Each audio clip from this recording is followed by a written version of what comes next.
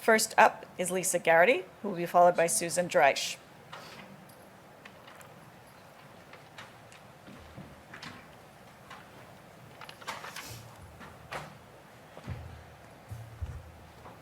Good afternoon. I'm here today on behalf of hundreds of Moms for Liberty Howard County, Maryland members.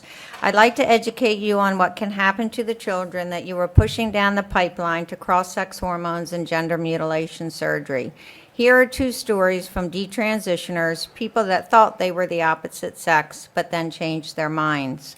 From a woman in her own words, I used to identify as a gay trans guy.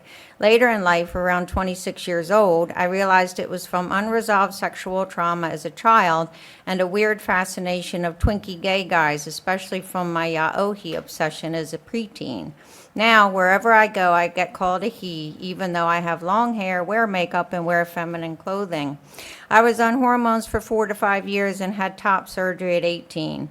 Biggest regret of my life. Seriously, how do I live like this? I have the voice of a gay dude. I have no sensation in my chest. Everything feels wrong. I think people assume I'm a trans woman. I feel fake. I never got a chance to explore my womanhood or be a normal teenage girl. I feel like I'm spiraling, and this will kill me one day. From a man that thought he was a woman. I want to tell everyone what they took from us. No one told me any of what I'm going to tell you. I have no sensation in my crotch. The base area of your penis is left. You're left with a literal stump inside that twitches. When you detransition and take testosterone and your libido returns, you wake up with morning wood without the tree. I wish this was a joke.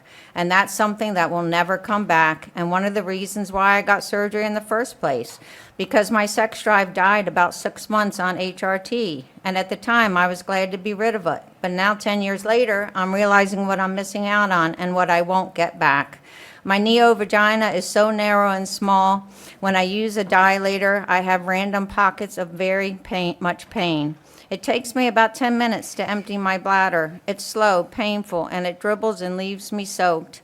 Later, I'll find that my underwear is wet. It slowly drips out for the best part of an hour. Now I realize that this is permanent, and this is catching up with me mentally.